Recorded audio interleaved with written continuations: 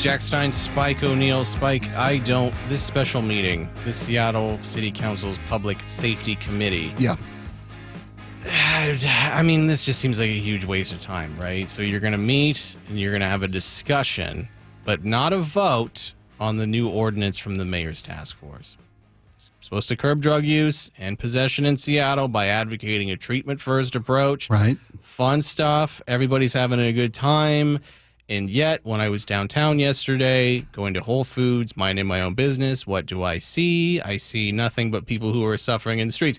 Now, I think what's frustrating about this, Spike, is that most people, when they make decisions in their life, they tend to think about it for maybe a day or two. If it's a dramatic decision, they might think about it for about an hour or two. Okay. It seems like kind of a no-brainer that you would just say, certain drug crimes in the region need to be prosecuted. I'm just saying it seems like kind of a no-brainer to anybody who would say certain drug crimes, we prosecute those drug crimes.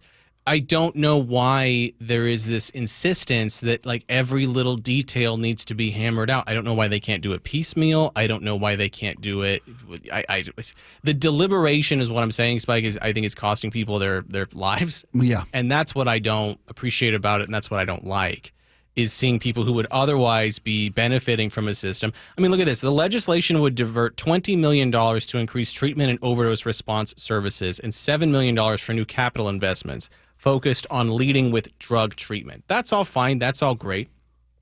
At the same time, some people, and Spike, I feel like a broken record, but that's because it sounds so good. Some people need to go to jail. Some people need to go to prison. Some people need that realization.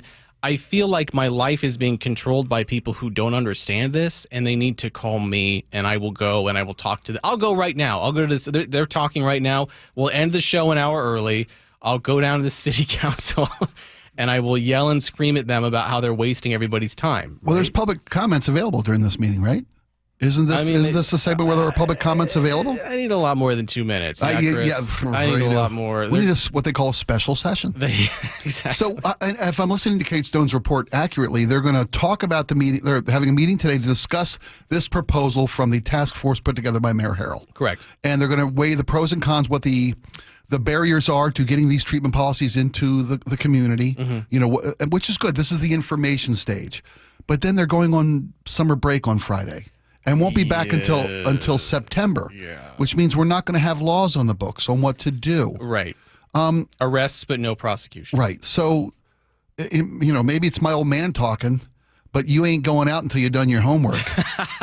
I mean, okay, summer breaks are great. How about then summer breaks, 18-hour-a-day sessions until Friday, when you hammer out the details of this, when you take all the information, all the public hearings you need to have to be informed, and then vote on this before you take a couple of weeks off and the city is just in limbo. Yeah, I would even be fine if they delayed their vacation, right? Like I would be fine. Oh, I'm not talking about yeah. But don't go until you get it done and then take the 2 weeks. If you got to come back the second week of September, so be it. Right, yeah. A law on the books. There is a, we've talked about this before, but there is an ideology that it's failed in a lot of ways, and I think everybody can see it. I don't know how the people on the city council don't also see how that, and I say ideology specifically because I don't mean ideology in a pejorative sense. I mean ideology in the sense that they think that treatment first options are the best way to go. As someone who's been surrounded by drug addicts for a huge percentage of my life and who was personally a drug addict, oftentimes treatment first options, they don't work. Drug addicts, contrary to popular belief. Spike, can I disabuse people of a myth about drug addicts? Please do. A lot of drug addicts, I'm going to ballpark it, 70% of them like being drug addicts. They like it. They love it, as a matter of fact, to the detriment of everything else in their life. Like I saw this video of this woman who her entire house is Mickey Mouse stuff. Everything. Oh, wow. Plates, sheets, doorknob, doorbell, her television, everything in her house is Mickey Mouse. And when they asked her, do you ever think about maybe just going down to Pottery Barn? Picking up some just regular stuff? She says, I just love Mickey Mouse so much. That is to any other human being. That's what heroin is to drug addicts. They would live in a house made of black tar if they could. Wow.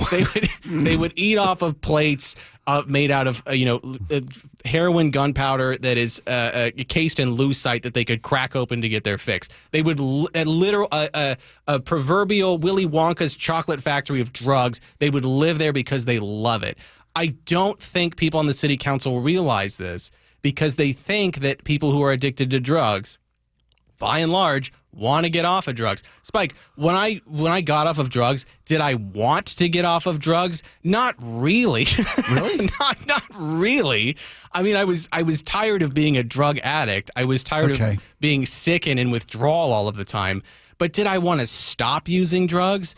No. I mean, if I could do the drugs without any thank you so much, Andrew. If I could do drugs without any of the consequences, yeah. It would be the bee's knees, to use common parlance that the children like to use. It would be so hip. I would love to be able just to live in drugs all day long like Mickey Mouse lady. Thank you so much, Andrew. Point being, getting addicted to the bell, be careful. Is that when we're going to break the bell by the end of the show. When you say to these people, like, oh, we'll have all these treatment options, they say no. And then your entire ideology has failed, and then they're going to go to jail where they can get what? Drugs. And then you have done nothing other than to facilitate, one, the crazy... it would be this... Okay, the reason that woman lives in that house with all that Mickey Mouse nonsense is because her family has not said to her, Bethany, please, we understand that you like Mickey Mouse. Yeah. This is absurd. As you have wallpaper. Your couch is a Mickey Mouse couch that you bought from the Disney Channel. Please get your life together, lady. Her family doesn't have the courage to step in and dismantle the facade that she lives in. That's what the city council is doing to the homeless population in Seattle right now. So I'm stuck on the Disney lady. We can talk about the Disney lady. She was insane. But it's a great analogy. Maybe her family has just tried so many times that they give up. They throw up their hands. She has to lose everything and actually hit bottom before she'll get her own help. And when you have an addict in the streets, you're right. A lot of them don't want to get recovery, but it's not a gift to them to let them wallow in their addiction until their life ends in addiction. Right. So the jail option is the option. But when you made a comment that makes so much sense. People go to jail, and that's where there's drugs in jail too. It doesn't do any good to go to jail. We have to stop. I mean, how do we do that? How do we stop that from happening? How do we make jail a safe place? You got to talk to the CO's union about that. That's a the way that drugs get into prison is either through mules or it's through COs, right? Okay. So. And I'm sure there's a bunch of guys in lockup right now who are listening to me like, man, this guy knows what he's talking about. But it's either through mules or it's through COs. And so the thing about sending somebody to prison, even though there are drugs there, is that for some people, the reality that they are then in prison is such a shock that they go, oh, man, what am I doing with my life? I never thought I would end up in prison. And then they say to themselves, well, how did I get to prison? Well, it's obvious because I was smoking so much fentanyl that this led me here, that maybe I should step away from it. It is a deterrent, I think, also in a lot of ways. Mayor Bruce Harrell 2 months ago said that the council would have legislation by the third week in August. I'm just checking my very expensive Nixon watch here. It is now the second week in August. Here's what the mayor had to say. Here's the exact quote, I do believe, from Mayor Harrell saying this about 2 months ago. But I was told don't use a specific date, but to be a little more direct, I know they do go on break it's the last week of August, and so we hope to get it accomplished before then, but I'm not going to commit the city council. So now that's just flat out not going to happen. Not going to be a thing. So commit the city council. I mean, it ain't rocket surgery, Your Honor. Yeah, the mayor. It's not really that. The other thing, though, is I think about, Spike, is the people that are peripherally affected by this. I think about the people who can't go certain places because there's drug addicts there. You can't take your kids downtown because there's drug addicts there. I think of everything else around this. And I think of that there's so much action around inaction that it's astounding. There is so much procrastination here. It's almost magnificent to behold. I feel like I'm actually watching a master at not doing their job do their job in real time. Right? Can I tell you what happened to me this weekend? I hate to admit this in public, but I was in a McDonald's drive-thru. Okay? Not that they're not wonderful sponsors and yada, yada. I'm loving it. Okay, it's official. I'm loving it. I mean, you know how they split the drive lane off into two. You might probably don't know this. I don't know this. I don't go to McDonald's. I don't poison myself. To get the volume of demand required by the American overweight body, you'll split the drive-through into 2 lanes, okay?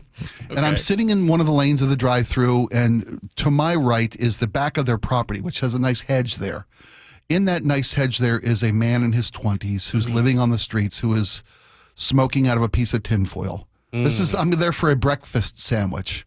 So it's like 8 in the morning, 8:30 in the morning, and he's already smoking up for the day. Well, he's having his breakfast. He's having his breakfast. Well, on the other side of me is a car and a mom and some kids who are there for some happy meal fun.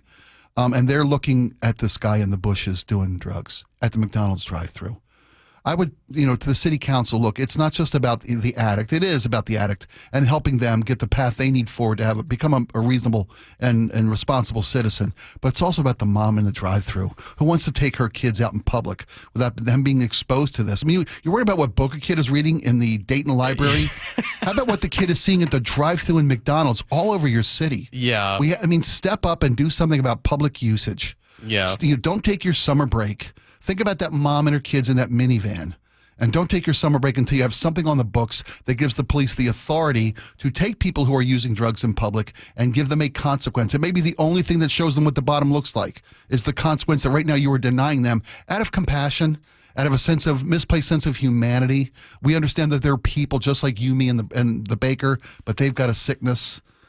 What that sickness needs is accountability.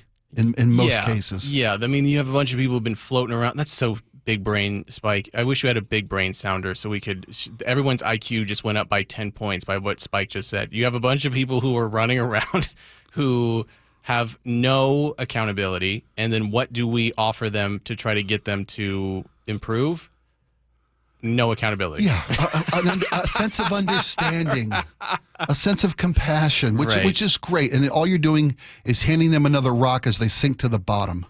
Yeah, I'll say this, man. When I decided that I wanted to stop using drugs, what had happened is that all of my dealers were in jail or they were not selling because they were basically.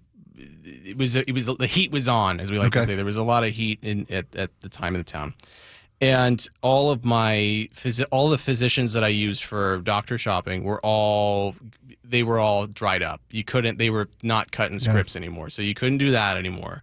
And so I found myself in a position where I went to go see this PA. I'll never forget the guy's name. I don't want to say it on the air, but his last name, I don't think people can identify him, but his name was Dr. Bailey. And I asked him for pills or whatever, and he said, I'll cut you a prescription for 6 Vicodin. I'm not going to get you anything else. And for me as a drug addict at the time, I was like, 6 Vicodin, thank you, Andrew. So I was like, that's going to be about 2 hours, and so maybe then I could make it over to Salinas, and maybe I could find a heroin dealer over in Salinas. So I was really, really bad. And so, so he cuts me the prescription, and as he cuts me the prescription, a nurse comes in, pulls him out. And he comes back in and he says, I can't write you this prescription. I said, why? He said, you've been flagged by the Obama Pill Act. He says, you're under investigation right now. Yeah, for drug shopping. for doctor shopping. Yeah. I go, what? He goes, yeah. He goes, if I cut you this prescription right now, you go fill it, you're going to get arrested. He goes, and my license is going to get called into question. I went, what? So he ripped up the prescription in front of me. He says, I'm not going to fill it for you. And then he goes, you should go take some Benadryl and go for a walk. And I went, oh, no. That's where the term "Thanks Obama" comes from. Thanks, Obama. It? Thanks, Obama. I never knew where that started. So I immediately went to a hospital, basically, and I went and I saw. To make a very long story short, I'll tell the longer version at a future point in time. But I saw a physician, and I said, I'm a total drug addict. I said, I am 100% drug addict. I said, I don't want any opiates, but I would like to not have any withdrawals, and I would like to stop using opiates. Can you help me with this? And this beautiful woman physician, she was like 6'2", long blonde hair. She's like this the vision of like Norwegian beauty, this like Viking woman, right? Okay. Very stocky Viking, beautiful woman. And I'm 120 pounds. I got staph infections all over my body. And I'm like, can I please not have any more opiates? And she gave me enough medication to get through the withdrawal period. But none of that would have happened had there not been Dr. Bailey, who said, no dice, guy. Like, you're going to go to jail if you keep doing this. I'm not doing it for you. None of that, the things that happened would have, and so that's what I would need the city council to understand, is that you can have all the diversion programs that you want, but it takes somebody in a position of authority like Dr. Bailey who says, no, guy, you're going to get arrested. I'm going to get reviewed. You're going to jail. Get out of my office. And that kind of thing, for some people, not for everybody, it shocks them into a sense of reality. And you go, I'm on a DEA watch list. Yeah. I'm going to There was bottom for you. I'm Yeah. going to go to jail.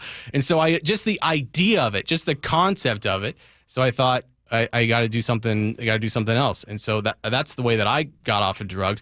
It wasn't some Care Bears patrol coming up to me on 3rd Avenue saying, "Gee whiz, Mr. Stine, do you think that maybe you could consider going to treatment? Maybe if we offer you a treatment option, do you think maybe you would want to go?" And How about a warm bed, Jack?